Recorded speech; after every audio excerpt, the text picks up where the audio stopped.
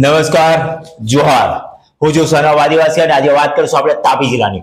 તાપી જિલ્લામાં 55 દિવસથી સરકારી હોસ્પિટલ ને સરકારી રહેવાદોના અનિશ્ચિતકાળના આંદોલન પર બેઠેલા આંદોલનકારીઓએ ફરી આજે ગુજરાત સ્થાપના દિન નિમિત્તે ફરી પાછું એક રેલી કરી હતી, જે બિરસા મુંડા સર્કલથી સરકારી હોસ્પિટલથી લઈને જિલ્લા સેવા સદન સુધી રેલી આવી હતી અને ત્યાં દરેક લોકોને સંબોધન કરવામાં આવ્યું હતું અને કહેવામાં આવ્યું હતું કે આ ધરણા હજુ પણ ચાલુ.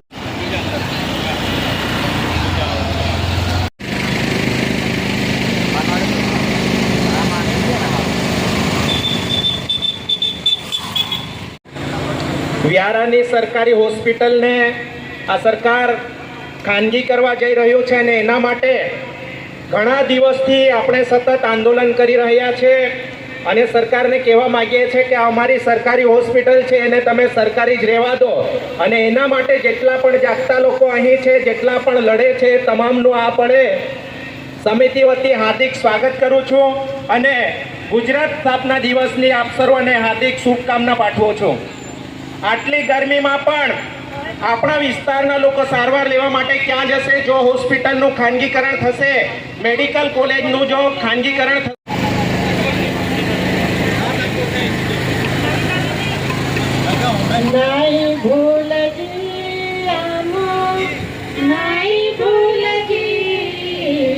આદિવાસી હું યુસુફ ગામિત સોનગઢ તાલુકા પંચાયતનો માજી પ્રમુખ છું. તાપી જિલ્લામાં સરકારી હોસ્પિટલ ને સરકારી રેવાદોના નારા સાથે 1 વર્ષ 7 મહિના સુધી જે આંદોલન ચાલી રહ્યું છે અને એના ભાગરૂપે સરકારને જગાડવા માટે, સરકારી અધિકારીઓને જગાડવા માટે, ચૂંટાયેલા પ્રતિનિધિઓને જગાડવા માટે અમે સરકારી હોસ્પિટલ વ્યારાની બહાર 60 દિવસથી અનિશ્ચિત ધારણા પર બેઠા છે. પરંતુ સરકારી પ્રતિનિધિઓ કે ચૂંટાયેલા પ્રતિનિધિઓ અમારા આદિવાસી સમાજનો અવાજ સાંભળતા નથી. એના માટે આજથી અમે આ આંદોલનની દિશા બદલી રહ્યા છે. આજથી અમે ચૂંટાયેલા પ્રતિનિધિઓના ઘરે ઘરે જવાના છે અને આદિવાસી સમાજ જે ધારણા પ્રદર્શન કરી રહ્યો છે એ કદાચ ચૂંટાયેલા ધારાસભ્ય કે ચૂંટાયેલા જિલ્લા પંચાયતના પ્રમુખોને નહીં ખબર હોય તો એમને પણ ખબર પડે, કારણ કે તાપી જિલ્લાની જીવાદોરી સમાન આ હોસ્પિટલને ખાનગીકરણ કરવાનું ષડયંત્ર ભાજપ સરકાર કરી રહી છે. એની સામે અમારો સખત વિરોધ છે. આવનાર દિવસમાં અમે ઉગ્ર આંદોલન કરીશું. જે રીતે અમે જલયાત્રા કરીને અમારા વિસ્તારમાં પાણી લઈ આવ્યા છે, જે રીતે વેદાંતા બગાવી છે, જે રીતે પાર તાપી નર્મદા રિવર લિંકમાં સરકારને ઘૂંટણીએ પાડી છે, એવી જ રીતે વ્યારાની સરકારી હોસ્પિટલ મુદ્દે પણ લડી છું અને છેલ્લા 30 વર્ષથી પણ વધારે સમય ગુજરાતમાં ભાજપનું શાસન છે. તાપી જિલ્લા પંચાયત પણ ભાજપ પાસે છે. તો એમણે આપણા આદિવાસી વિસ્તારના લોકોને સારવાર કેવી રીતે મળે, સારી મળે, એના માટેના એમને પ્રયત્ન કરવા જોઈએ, નહીં કે આ સરકારી હોસ્પિટલને વેચી મારવાનું કૌભાંડ કરવું જોઈએ. કારણ કે અમે ઈચ્છીએ છીએ કે અમારા વિસ્તારમાં જે એકમાત્ર સરકારી હોસ્પિટલ છે એને સરકારી રહેવા દેવામાં આવવું જોઈએ. એમાં સુવિધાઓ વધારવી જોઈએ. એના બદલે સુવિધાઓ ન વધારીને લોકોને હેરાન કરીને ખાનગીકરણ તરફ જઈ રહ્યા છે. તાપી જિલ્લો છે, 7 તાલુકા છે, 2 શહેરો આવેલા છે. તો તાપી જિલ્લામાં એમણે વ્યવસ્થા કરવી જોઈએ, નહીં કે એક્સિડન્ટ થાય એટલે સુરત, એક્સિડન્ટ થાય એટલે સુરત.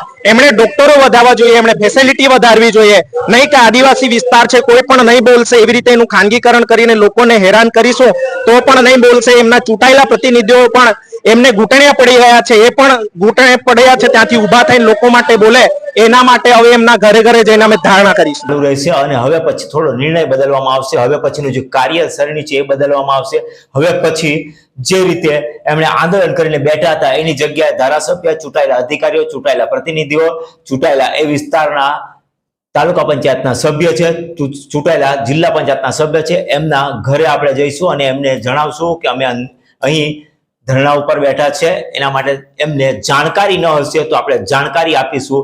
એ રીતના આજે એમણે એક રણનીતિ બદલી છે અને હવે પછી જોવાનું રહેશે કે આ રણનીતિમાં એ કેટલા ઉણા ઉતરે છે અને આગામી સમયમાં જે 55 દિવસથી ધરણા કરીને બેઠા છે સરકારી હોસ્પિટલ, સરકારી રહેવાદોને લઈને, એમાં શું આગળ કોઈ વળાંક આવશે કે પછી આ ધરણા કાયમ માટે ચાલુ રહેશે અને ક્યારે પૂરા થશે, એનો ક્યારે અંત આવશે, શું અંત આવશે એ પણ એકવાર જોવાનું રહેશે.